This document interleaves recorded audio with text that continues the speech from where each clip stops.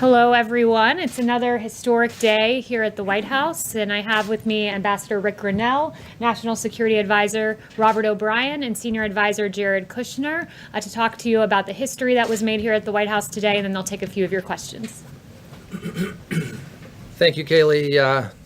Again, it was a great morning in the Oval Office with President Trump, President Vučić, and Prime Minister Hoti. We brought together, through the hard work of great diplomats, primarily led by Rick Grenell, acting at the President's direction, Serbia and Kosovo, and they've normalized their economic relations. The Serbia-Kosovo conflict has gone on for decades. They've been stuck, unable to move forward for many, many years. And the President, some time ago, decided that we needed to try something creative, try something new, break the deadlock, and try to move forward with the peace process with Serbia and Kosovo. To have the Prime Minister of Kosovo and the President of Serbia together in the Oval Office was something, given the history of those two countries and given the history of the United States with respect to Serbia and the conflict in the Balkans, is something that is quite remarkable. And to have this happen just in the shadow, a few days after Jared and I were on the flight from Ben Gurion Airport to Abu Dhabi International Airport, the first commercial flight between Israel and a Gulf Arab state. It shows the sort of momentum that's coming. One of the side benefits of the normalization of economic ties between Serbia and Kosovo was the establishment of diplomatic relations between Kosovo, a majority Muslim state, and the state of Israel. This is now the second time in less than a month that Israel has made peace with and has normalized its ties with a majority Muslim country. It's another really signal accomplishment of President Trump. The fact that this has happened on the heels of a peace agreement with the Taliban in Afghanistan, that it's happened in response on the heels of last year negotiating a ceasefire between the Kurds and the Turks. You're seeing a pattern here of the president being a true peacemaker, and there's been plenty of criticism of the administration. But what's been interesting to me is as the president has undertaken these historic initiatives and brought together a team to perform and deliver these accomplishments, others have even tried to take credit. I was just watching the vice president, without making a political comment, the vice president was welcoming these moves today. But these things could only happen under a Trump administration and under the president's leadership, a peace through strength foreign policy and national security policy. He put the pieces in place, and now we're reaping the peace dividend. And it's happened to the Balkans, it's happened to the Middle East, and we have more to come. I'll leave some of that to Senior Advisor Kushner to address in a moment. So with those opening comments, I want to turn the time over to the Special Envoy for Serbia and Kosovo, the Presidential Envoy for Serbia and Kosovo, Ambassador Rick Grenell. He'll have a few comments, and then we'll make ourselves available for some questions after Rick and Jared address you. Thank you very much. Thanks, Robert. I know there's a lot of reporters who have worked a long time in your industry, and for any reporter that has been working for more than 10 years, you will know this story. There was a terrible war, and this story has been lingering for decades. And so I really want to appeal to you all as journalists to dig deep on this story. This is one of those good news stories that I'm not asking you to do anything but look at the facts and look at really what's been happening here. We've been working very hard on this agreement for a long time. We had 3 agreements last year that went largely unnoticed by Washington reporters. And I just really have to say, I think it's a shame when we talk a lot about symbolism and we don't dig deep on these stories that last 21 years. What we've been able to accomplish here by pushing the two parties together is truly historic. The way that this came about is that the politics were stuck. Everybody knows that. We've been fighting and talking about the same thing for decades. They have been fighting about the same symbolism, words, verbs, adjectives. It's been a nightmare. And what President Trump said to me was, they're fighting politically about everything. Why don't we give it a try to do something different and creative? Why not try to do economics first and let the politics follow the economics? That proved to actually be a formula that they were eager for. No one had been talking to them about this. We have an establishment foreign policy team in Washington, D.C. that literally keeps pounding the same meetings and issues over and over. I'm telling you that the only way that this agreement could have happened is from an outsider. All of the insiders in Washington said, you're not talking about recognition. You're not talking about this symbolic word. And what we tried to do is ignore that. And from an outsider perspective, go in and dig deep. I ask you to look at this agreement and see all of the details that have been hard-fought negotiated that will move both economies and the entire region forward. This is economic normalization. It's a first step. I think the Europeans are going to be very happy. We've been on the phone a couple of times with the National Security Advisor in Germany, the National Security Advisor in France to brief them. We briefed them on the strategy, and we are briefing them again today on the details of this agreement. This is something that I feel very strongly about. It will make Americans safer. It'll make American companies more prosperous. This is a region that's been largely shut out because of a perceived conflict. Whether or not there's been a conflict, there has been a perceived conflict. European businesses and American businesses largely have refused to go in and grow in these areas. Now we will be able to open this up, whether it's in energy, water, construction of roads, railways, mines. These are all industries that are going to be opened up to European and hopefully American businesses to go in and help the people create an industry, which means creating jobs in the region, but also U.S. jobs for Americans and American companies. The last thing I'll say before we turn it over to Jared, the people of Serbia and the people of Kosovo are ecstatic about this agreement and are very thankful that there was an outside administration to look at this situation and not do the typical political thing. If we would have done the typical political thing and listened to all of the really smart people at NGOs and think tanks here in Washington, D.C., we would not have this agreement. Take just a quick look at the criticism and the lead up to this of what we should have been talking about and what we weren't talking about. It's all been squarely in the same old political dialogue that was stuck. And I'm really thankful that President Trump challenged us to say, think differently, think from an outsider's perspective. And that was the key to the whole thing. So I really urge you to look at the details and see and talk to the leaders in Kosovo and Serbia.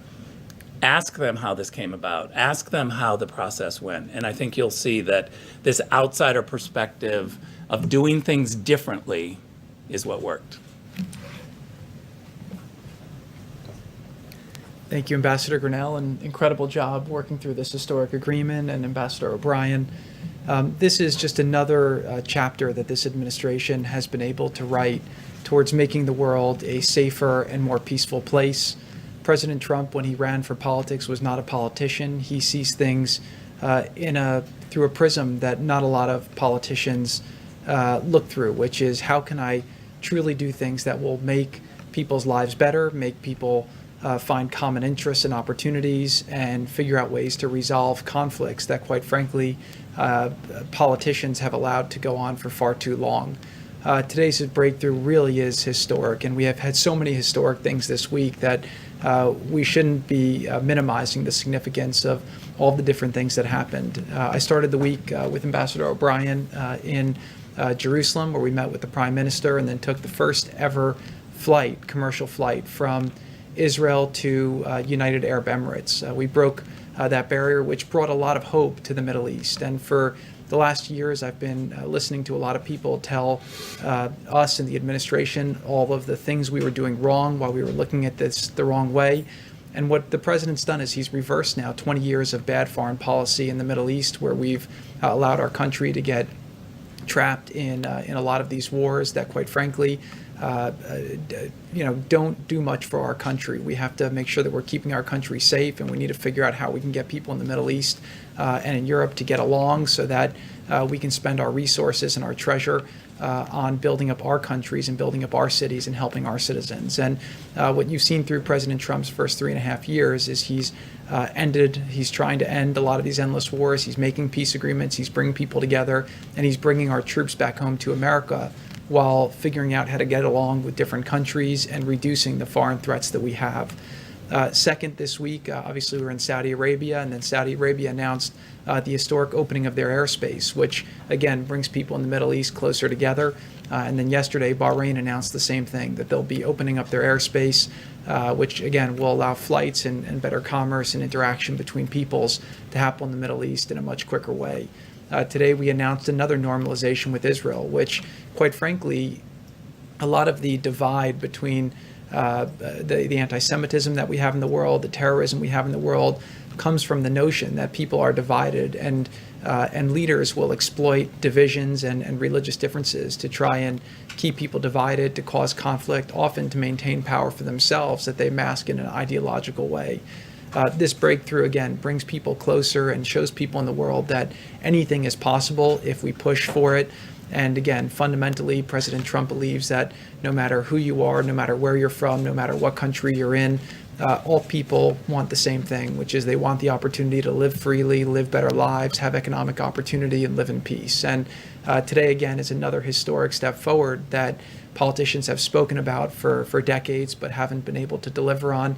And it's another victory for this administration and really for the world. And so I want to give my congratulations to the people of Serbia and the people of Kosovo, and to the people of Europe, and also to the people of Israel, who will reap tremendous benefits from this agreement. So thank you.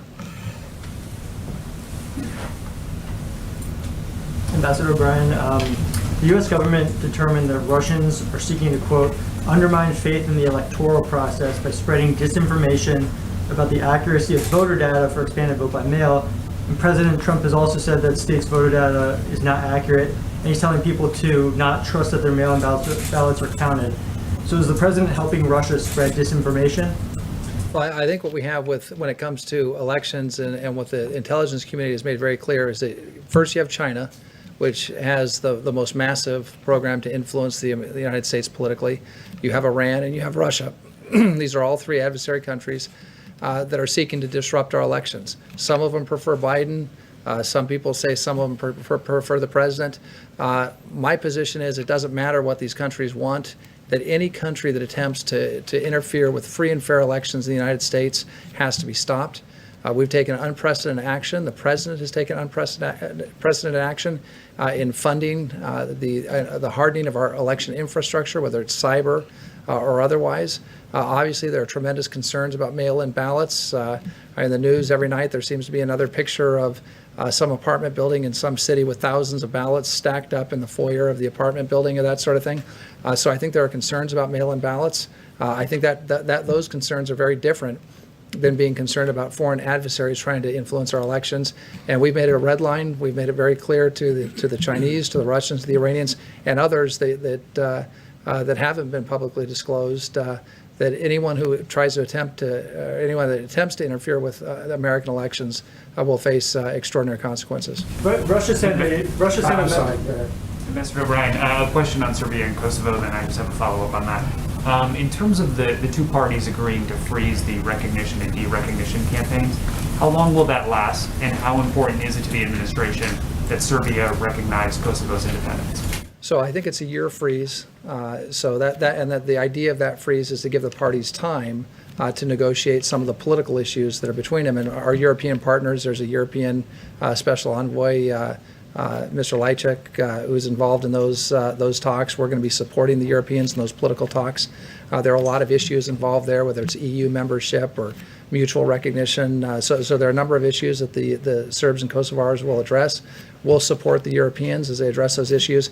What we wanted to do in this agreement was create some breathing space for the parties to engage in those without the back and forth campaign of recognition and derecognition. What's striking, though, is that as part of that deal, Kosovo was allowed, and I shouldn't say allowed, that Kosovo did make the decision as a Muslim majority country to normalize its relations with Israel, to recognize Israel, and to establish an embassy in Jerusalem, in the capital of Israel. And we appreciate the fact that the Serbs not taking a position on that. So although we're going to have a suspension of the derecognition campaign and the recognition campaign, it's two sides of the same coin for the next year, we were able to achieve, with the courage and bravery of the leaders of President Vučić and Prime Minister Houti and Prime Minister Netanyahu, we were able to achieve this very remarkable breakthrough. Again, the second time in now a month. It took, I think, 40 years to have two Muslim majority countries recognize Israel. Now we've had two Muslim majority countries recognize Israel in less than a month. So it's a remarkable achievement in the context of this overall freeze that will give the parties space to negotiate a deal. Just to follow up on what Ben was asking you, Attorney General Barr said earlier this week that he feels China is being more aggressive in meddling in the election than Russia is. Do you agree with that assessment? Yeah, I agree with him 100%. And then I just want to follow up on that, and then I've also got a question about Israel. Can you just characterize at this point the extent and the level to which both China, Russia, and other foreign countries are right now trying to spread disinformation about the 2020 campaign? Yeah, look, it's hard to know, what impact they can have or how they're spreading things. I think some of our tech companies are doing a good job in trying to police, whether it's Facebook or Twitter, others are trying to police things in a way that they didn't before. Our intelligence community is doing a good job in trying to track these things. DHS, Department of Homeland Security, with increased funding from this administration, is doing a good job in hardening our infrastructure to make sure that whether it's cyber infrastructure or physical infrastructure, to make sure that we're not susceptible to having our the choice that the American people make on election day changed by some foreign party. There's always going to be propaganda. There's always going to be efforts to influence us.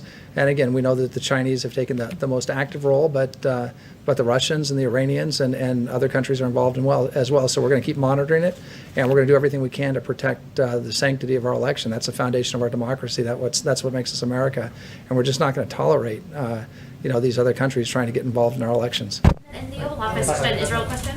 Can I? Sure, quick follow-up on Israel. Yeah, I want to make sure everyone gets a chance. The president had said in the Oval Office earlier that there are other Arab countries that are also interested in following in the UAE's footsteps. Can you talk about where we're at on that process, what countries are I'm interested going to turn in? that over to Senior Vice Commissioner Jared, who's just returned from the region and maybe able to give you some background there. Thank you. I'm not going to give as much background, but bottom line is when we did the Israel-United Arab Emirates deal, that caught a lot of people by surprise because of the diplomacy that we were able to do was to keep things private. Obviously, we had some great discussions in the region, and we are hopeful that more people will want to move forward. I think a lot of the countries are quite envious of the opportunities that will now be available to the United Arab Emirates in terms of mutual investments, mutual tourism, investing in technology, security partnerships. So we're seeing that peace agreement actually starting to really pick up a lot of momentum, and the delegations that traveled with Ambassador O'Brien and myself had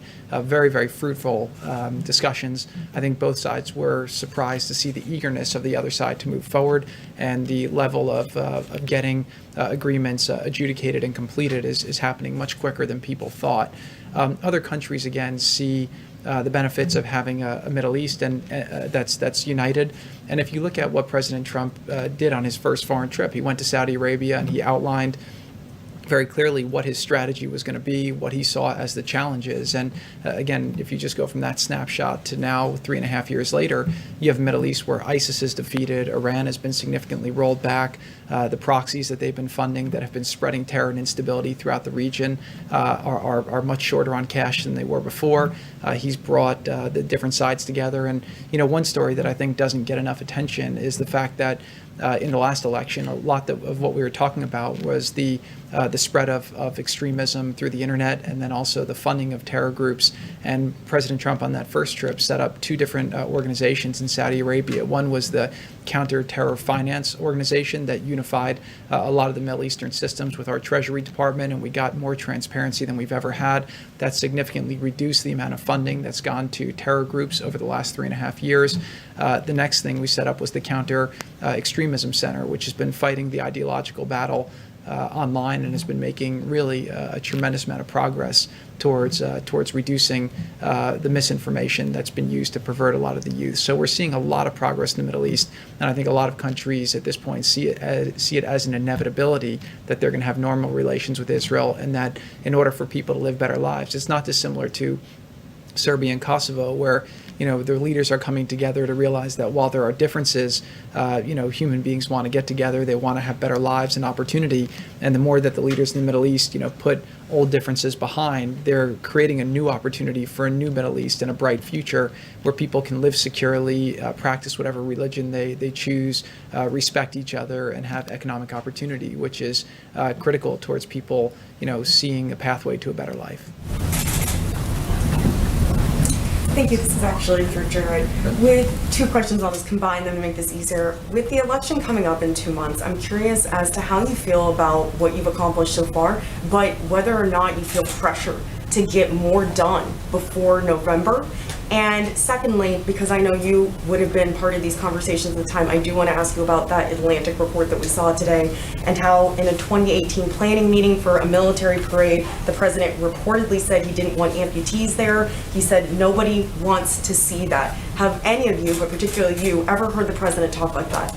The answer is no. Look, what I find in Washington is strange is sometimes you'll have a couple unnamed sources and then the media treats that as a panacea, and then you'll have 10 people on the record saying it didn't happen, and you give no credence to that. That does not represent the way that I've seen the president conduct himself. He has tremendous respect for the military, for our veterans. He's, again, the media tries to ascribe a different way, but you have to look at his actions, and I think his actions have been incredible towards supporting the military, strengthening the military, and strengthening our veterans. But with regards to your question on timing, look, deals happen when deals are ready, and I do think that you can't just come in, wave a magic wand, and make impossible deals happen, right? People describe peace in the Middle East as something that's it's less a deal than more of a saying for what is impossible. And it's taken a lot of building blocks that had to be moved, a lot of untraditional moves. When the president moved the embassy to Jerusalem, when he recognized the Golan Heights, when he got out of the Iran deal, when we did our economic conference in Bahrain, it's probably 50 decisions that the president's made that allowed him to create a different course. And each one along the way, you've had people like the magazine you mentioned before criticizing his foreign policy, saying it wasn't strategic, it didn't have a plan. But again, he's not a traditional Washington person, and the traditional Washington people have a track record of creating those wars that we have sent our soldiers to, that have led to a lot of them getting killed or hurt.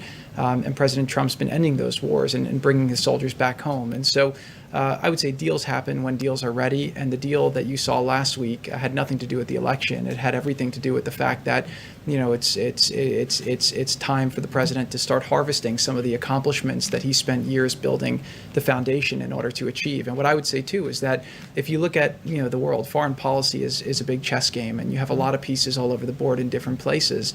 And the president's been masterful with the way that he's built different relationships, taken some pieces off the board, created different issues in other places. And I think that he set the board up very, very well now to have continued successes in the years ahead. So obviously the voters will decide whether they give President Trump 4 more years. But if they do give him 4 more years, I think you'll see that Iran is in a much weaker position than they were 4 years ago.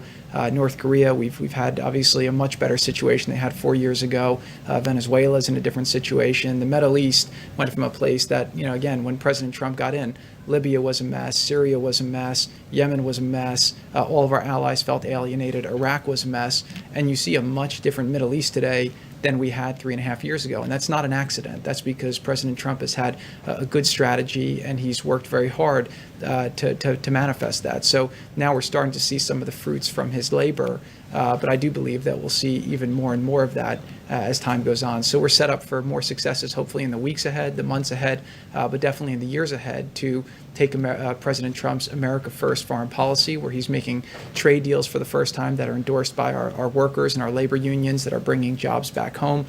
He's representing our farmers, he's representing our ranchers, he's representing our manufacturers. And he's also ending these endless wars and figuring out how to bring our soldiers home and fighting the threats from overseas so that Americans can prosper here at home. Let me just weigh in for 1 second on your last question about the Atlantic article, which I thought was really a sad article for any magazine to have published. And while I wasn't in the meeting that's described there, I've worked for this president for 2.5 years, first as a hostage envoy and for the last year as national security advisor. In both those jobs, I've had to meet extensively with the president on military issues, whether it's a hostage rescue mission or how we're going to deploy our troops around the world. Look, in my current job, I have the sad duty of having to call him sometimes in the middle of the night if we lose a soldier, sailor, airman, or Marine in combat, which fortunately hasn't happened since February, or in a training accident. We've had some of those recently. And I can tell you how hard those calls are for me to make, but also for the president to receive. I've spent a bunch of time with the president on numerous trips to Dover, and seeing how he's been with the families of our fallen heroes for those dignified transfers.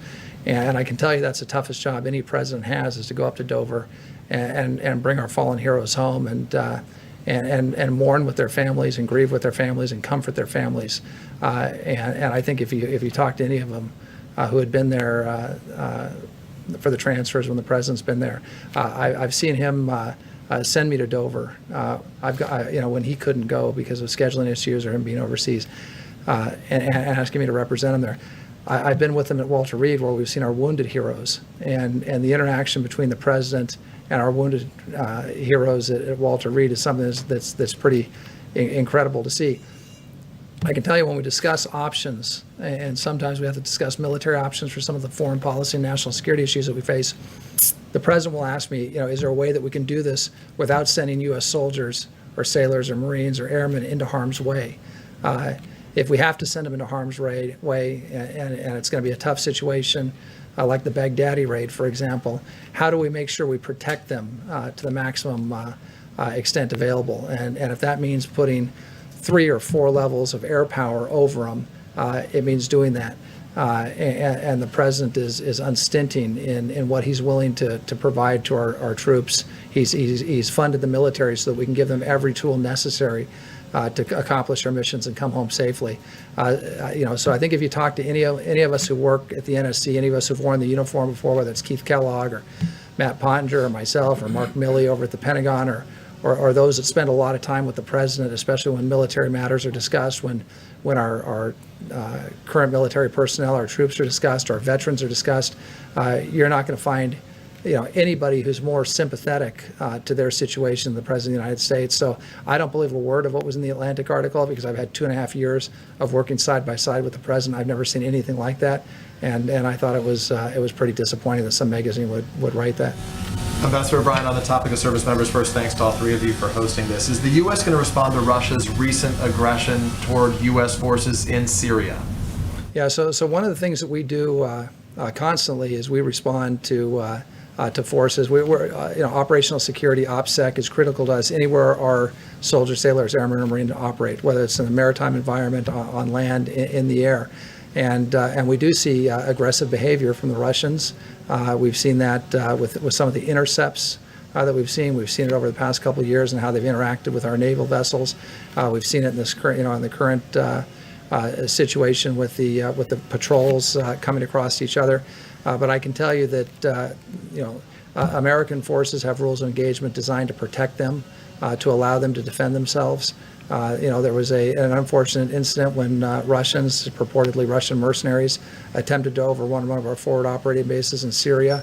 a couple of years ago. That didn't end too well for them, and because again, President Trump gave our soldiers in that instance the ability to defend themselves, with air power, with long range fires, with their own resources. So we're going to make sure that everywhere we operate, whether it's operating in a place that's in close proximity to the Russians, to any other adversary, that the men and women in uniform will be able to defend themselves and protect themselves. Has that warning been communicated to the Russian government? It's been communicated to them very clearly. By you or by the president? It's been communicated at the appropriate level. And to whom was it in Russia specifically? I'm not going to get into those details because we want to have those channels open, but they've received a very strong message. Thank you. Thanks, Ambassador O'Brien. I wanted to follow with a couple on China. I'm wondering what specifically you're seeing from China that makes you believe that they have a bigger or harder working electoral interference operation than Russia or other countries, and then based on that, or the litany of other concerns that you've described about China, if you could kind of tell us the status of efforts by the administration to either go after Chinese firms or imports or diplomatic issues with China. Yeah, so let me talk about the China situation overall. So probably the biggest failure of American foreign policy over the past 40 years is how we've dealt with China. There was this mantra that somehow as China became richer, as we turned a blind eye to Chinese malign activity, whether it's stealing our IP or engaging in unfair trade practices or bullying its neighbors, if we just turned about bullying its own people at Tiananmen Square, if we would turn the other cheek, turn a blind eye, that China would become richer. As it became richer and the middle class in China grew, they'd become more like us. And we always want to believe that everyone wants to become like us, that they become more Western, more democratic. In fact, all the opposite occurred. China's human rights violations have gotten worse and worse over the years, whether it's the Uyghurs or religious minorities or their neighbors, the people who enjoyed democracy in Hong Kong until just recently, the bullying of Taiwan. So we've seen very malign Chinese activity. The theft of intellectual property has gotten so bad that Christopher Wray, the director of the FBI, recently called it the greatest wealth transfer in human history was a theft by the Chinese of our intellectual property. Now, that's not just an abstract concept, okay? That's sweat equity. That's American innovators. That's people that have put their whole life into dreams. People who've invented things in their garages. People who've built companies. Who've done everything they can to create an idea and turn an idea into a reality. And then what happens? That idea gets stolen by China, and it's not just that they've lost the economic value of their innovation or of their method of doing business. The Chinese have taken it, sometimes using slave labor, but using cheaper labor, often manufacture products that compete at a lower price, and then put the original person who invented the technology out of business, and then kill the industry for the United States, and whole industries go to China, whole manufacturing plants go to China. I mean, it's been really astounding. Chris Wray said that, also said that the FBI is opening a new espionage case against the Chinese every 10 hours. I mean, the scope of Chinese activity against the United States is relentless. We've never seen anything like it. It was nothing like this in the Cold War with the Soviets. So this President Trump, stood up to the Chinese for the first time in 40 years. He put tariffs on the Chinese. We had a phase one trade deal that partially addressed some of the unfair trade practices and was a huge step in the right direction. But as soon as that was signed, we ended up with the president calls it the China plague or the COVID outbreak here, which made that somewhat irrelevant because of the tremendous losses we suffered. Again, because the Chinese wouldn't share the virus samples with us early, wouldn't let CDC doctors come into China early to investigate, wouldn't let WHO doctors come into China to investigate, wouldn't restrict travel from China to overseas, especially to Europe, when they were restricting travel within China. So again, Well, look, when it comes to the election, everything that they're doing across the board, whether it's political influence through the Confucius Institutes, whether it's them trying to influence business leaders by saying, if you don't support us in the U.S., your companies won't have opportunities in China, and convey that to your governors and convey that to your political leaders. The massive, and I'm not going to go into all the intelligence, but the massive activities of the Chinese in the cyber realm, It's really an extraordinary thing that we're facing. And again, this is the first president that stood up to the Chinese. I hope he's not going to be the last president who stands up to the Chinese. And as difficult as the problem is, let me tell you, I'm confident in the United States of America. I believe at the end of the day, we're going to prevail. We've got a peace through strength foreign policy, finally, that we've been missing for some time now. We're investing in our defense. We're taking strong action on the diplomatic front against the Chinese. We're taking strong action on the trade front. We're protecting our intellectual property. We're not going to, we've called out the Communist Chinese Party. We're taking strong action and have massive sanctions on the Chinese for the first time because of their treatment of the Uyghurs or their treatment of Democrats in Hong Kong. I think at the end of the day, our allies are going to follow us, which you've seen happening with 5G and Huawei. And we're seeing many, many countries, including our closest allies, turning away from the Chinese, turning away from Huawei, and going with trusted providers on 5G. So I think at the end of the day, America is going to prevail. I think President Trump's vision of free markets and free women and free men is an attractive message, not just to our allies, but to even people within China. So, I'm confident in the future, but I'll tell you, this is a challenge. It's a heck of a challenge. But I'm convinced that under President Trump's leadership, the American people are up to the challenge. Mr. Ambassador, I think we'll turn things over to if there's a Kosovo-Serbia question, raise your hand, and otherwise I'm going to turn things over to Caitlin. I do, right here, Mr. Ambassador. Thank you. Actually, I appreciate you calling on me, but this question may be more appropriate for Rick or Jared in the sense that they deal with both policy and politics. And if I may, as you know, in 1992, President George H.W. Bush ran for re-election largely on his foreign policy successes, and Americans largely rejected him for a second term. What makes you think, based upon the announcement that you made today regarding Kosovo and Serbia, the announcement that came out just a few weeks ago regarding Israel and the UAE, that Americans are more focused on foreign policy, that they care about foreign policy, and that these announcements mean something to them? Look, I think that these announcements are about President Trump keeping his promise to take on the hard fights, to end the endless wars, and to bring his troops home and to keep Americans safe. And I think that that's what it shows. It also shows that President Trump has a track record of continuing to get things done. He really has a great track record for success. Our economy was going great until obviously the virus hit. We did a dip. People predicted we'd be down to 25% unemployment and that we wouldn't get to single digits unemployment until early next year. And obviously we had a great jobs report that came out today, and we have more coming. So the answer is people will vote for whoever they think will make their lives better. President Trump just happens to be doing a great job at foreign policy, delivering a lot of wins that had previously plagued the last administrations, and quite frankly, the last administrations that had a lot of mistakes and a lot of adventurism that got us into these tough situations in these regions. And today's agreement and all the success this week just shows again that President Trump is getting things done and keeping Americans safe and keeping his promise to the American people. But he's not running on his foreign policy. He's running on his track record as the president who built the greatest economy in our country, and somebody who's going to keep Americans safe and continue to get things done for him. Another follow-up question for Kosovo, please. Ambassador Grenell, clearly you were effective here as the special envoy to these talks between Serbia and Kosovo. But I wanted to ask you about another initiative you led. Last year, you kicked off the Trump administration push to decriminalize homosexuality. Yeah, I'm going to just talk about Kosovo and Serbia. I don't know if you can find it on a map, but this is atrocious. I have to tell you guys, you might be too young to understand what this issue is about. Maybe the older journalists should step up and say, this is a big deal. This is a big issue. I'm astounded at what happens in Washington, D.C., and especially in this room. I got to tell you, get substantive. Maybe it's too complicated of an issue for you all. Rick, respectfully, this is the first time we've had the opportunity to speak with these individuals. Okay, but today's about Kosovo and Serbia. Let's take a little time and talk about this 21-year issue, Peter. I mean, 21-year issue. We're getting the same questions that are all politics. You guys don't understand what's happening outside of Washington, D.C. People aren't listening to you anymore. It's really a crisis in journalism. And I think it's because people are too young to understand issues like Kosovo and Serbia.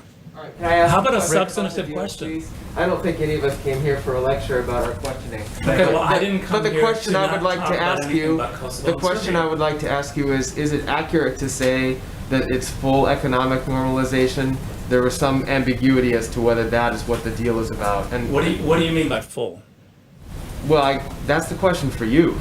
No, it's a question for you. What's your definition of full? This is economic normalization for whatever the two parties could bring together. A whole bunch on rail, a whole bunch on water, a whole bunch on different industries. So more accurate to say working towards economic normalization, is that fair? No, I think it's incredible economic normalization. Air, rail, motor, opening borders, a whole bunch of industries. So again, I don't know what's missing, and I defer to you to say wasn't the one who negotiated what's it. outside of economic normalization that's not included here. You tell me. Genuinely asking so that we can write our stories accurately. Yeah. Do we say that they I would have say it's achieved economic an economic normalization deal? And and then- from, a few months ago when they pulled down the tariffs to today. What is the substantive Have you read difference? the agreement? You haven't put the agreement out. It's up. A whole bunch has changed since the dropping of the tariffs. The tariffs were the political sticking point of why we couldn't have the parties come together. The Serb side was not going to even start negotiations when there's a 100% tariff from the So what's Kosovars. the substantive thing that changed today? There's There's a whole bunch of stuff that changed today in terms of economic development, in terms of identification for even some political problems that are going to be resolved. I would really refer you to look at the entire agreement. One sticking point that has been for a long time something that the two sides couldn't agree on was the recognition of diplomas. If you were trained as a nurse in Serbia and your degree was from a Serbian university, you couldn't get a job in Kosovo because you weren't qualified. You didn't have the proper certificate. That now with this agreement goes away. I think that's economic normalization for people who have certificates in dental hygiene, in pharmacies, in pharmaceutical experts. There are a whole bunch of people who could not work simply because they didn't have the proper career credentials. And this agreement completely will recognize all diplomas from universities from either side. I'll give you one more example. American companies were telling us they were pulling out, like rental car companies. Because if you rented a car in Kosovo, you couldn't drive over the border. You couldn't leave.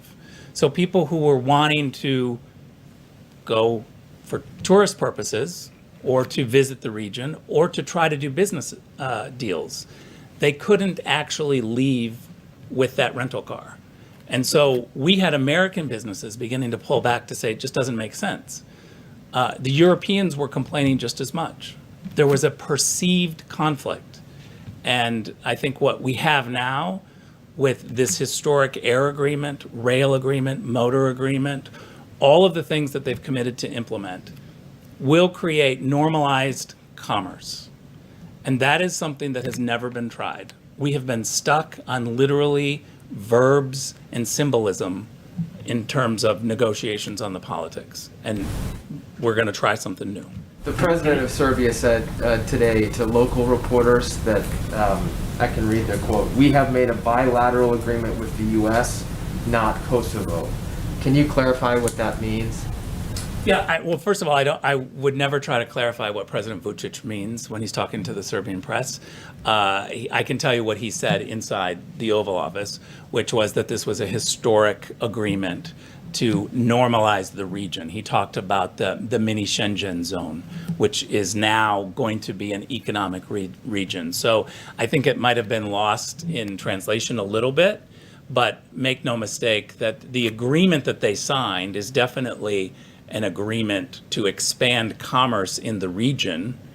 And there's no question that when you look at diplomas, for instance, or the one-year freeze on the recognition and derecognition, on even the rail agreement. There's a U.S. Department of Energy study that will take place on a lake that is largely in Kosovo.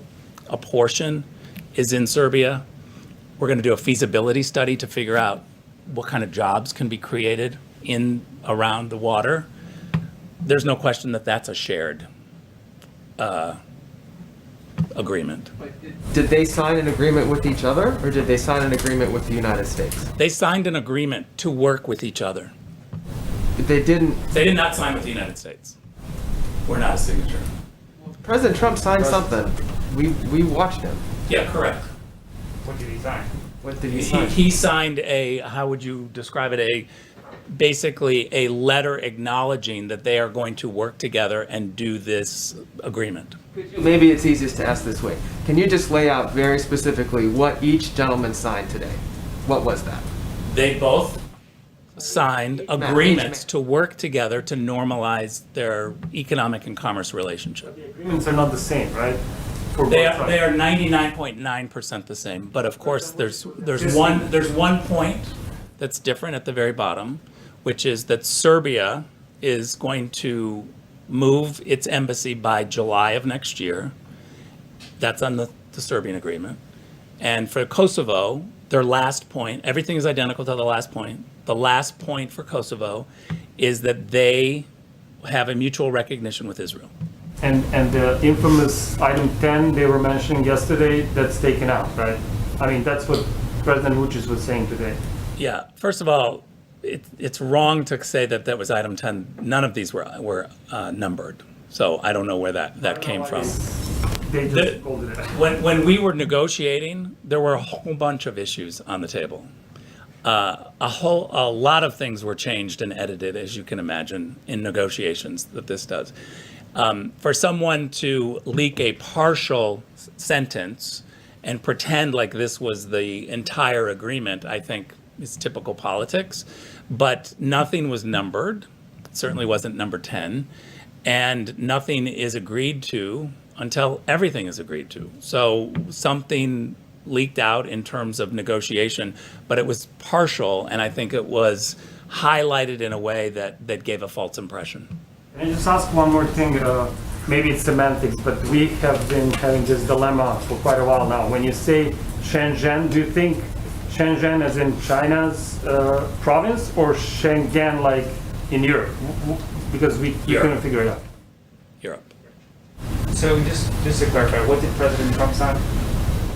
So we're not a party to the agreement. And I guess this is super important to remember, is that we didn't come, and there's a whole bunch of conspiracy theories out there about what we were coming to the table with. We were not forcing the two parties to do anything. This was a real chance for the two parties to talk. We didn't have any grand scheme. We didn't have any absolute demands. We certainly didn't have, I don't even want to say the word of what some conspiracy theorists say about past agreements with land. It was never discussed in my presence. What the two parties did was agree to move forward economically. What President Trump signed is as a witness to say this is a great agreement and the United States is happy for it, right? Would you? Supports it. Yeah.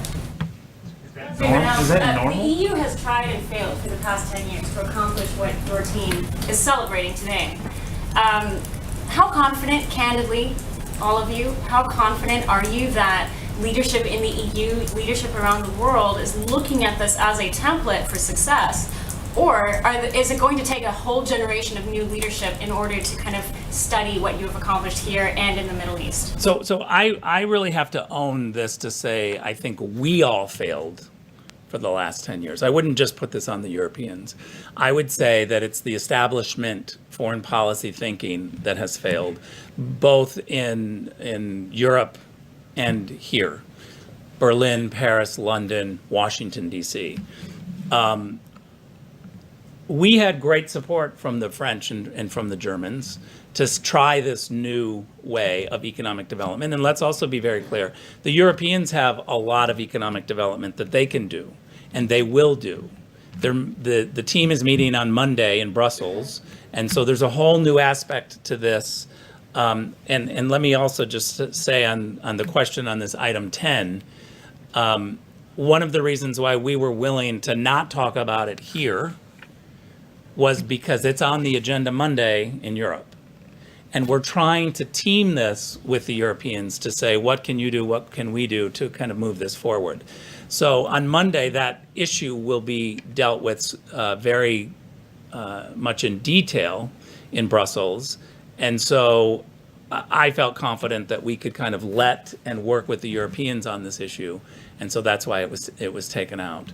But at the end of the day, we need the Europeans. We need them to help on this issue. We will help them, but their calculus on the political side is a little bit different because both Kosovo and Serbia want EU membership. And so they're looking at this very long path of how to get into the EU. We're supportive of our European partners on their process, but we are not making any demands. We're not a member of the EU, so we don't have a seat at that table, but we certainly will help in any way possible. But that is a separate political process, I think, that also complicates it because of the EU membership rules and regulations and processes. Talk about the economic pattern of this. Yeah. Talk about the success of it. Thank you all very much. Have a great day, everyone. Thank you. Thank you guys very much. So the president is bringing back the hottest economy in modern history. Today's job numbers are proof. There were 1.4 million jobs added in August, beating expectations. Unemployment fell by 1.8%, also beating expectations. Now, nearly 50% of job losses since March have been reversed, a clear V-shaped recovery. Also, I want to address what is quite clearly fake news. The story in The Atlantic has been categorically debunked by eyewitnesses and contemporaneous documents. The Atlantic claims, quote, when President Trump canceled a visit to the Aisne-Marne American Cemetery near Paris in 2018, he blamed rain for the last-minute decision, according to The Atlantic, saying the helicopter couldn't fly and that Secret Service wouldn't drive him there. Neither claim was true, says The Atlantic. That has been debunked. Behind me, you will see an email from one of the president's military aides that clearly reads, "We are a bad weather call for today's lift." The Atlantic reporting is based on 4 cowardly anonymous sources who probably do not even exist.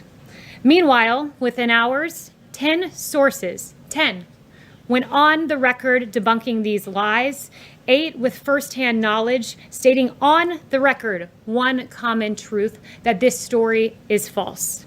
It never happened. Adding to the 8 that were previously counted, I'm bringing you 2 new ones. One is from Derek Lyons, staff secretary and counselor to the president, who says this: I was with the president the morning after the scheduled visit. He was extremely disappointed that arrangements could not be made to get him to the site and that the trip had been canceled.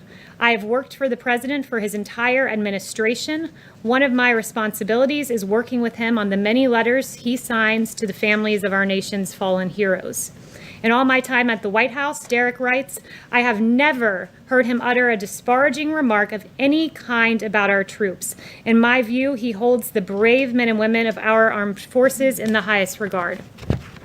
I also bring to you today another quote from a former member of this administration, Dan Walsh, Deputy Chief of Staff, former Deputy Chief of Staff, who is also a retired military officer. I got off the phone with Dan just before coming out here, and he wanted me to share with you all, I can attest to the fact that there was a bad weather call in France and that the helicopters were unable to safely make the flight. Overall, the president's support and respect for our American troops, past and present, is unquestionable. And Dan recounted to me several events he went on with the president, like a World War II veteran who flew with the president on the helicopter in Normandy, visits the president had with our wounded warriors, special ops teams who came to the Oval Office, including the team that got al-Baghdadi, and they brought along Conan, the dog, as well.